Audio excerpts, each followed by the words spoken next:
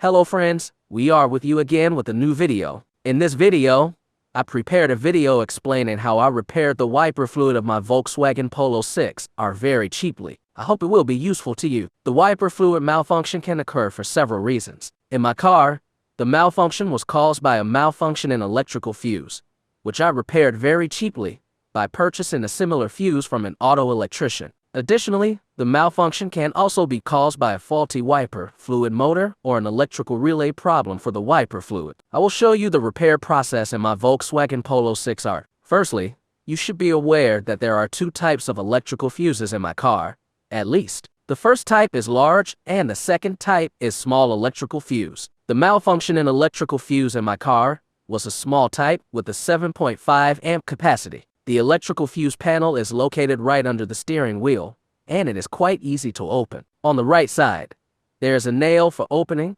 and as soon as you pull it, the cover opens immediately, and the electrical fuses are in front of you. However, it is quite difficult to remove the small electrical fuses by hand, which is why it is much easier to remove them using a pair of pliers. Then, when you install the healthy electrical fuse, your car's wiper fluid motor will become active. We have come to the end of another video. Until we see you in the next videos, be healthy and happy. Don't forget to like, share, and subscribe to the videos, please.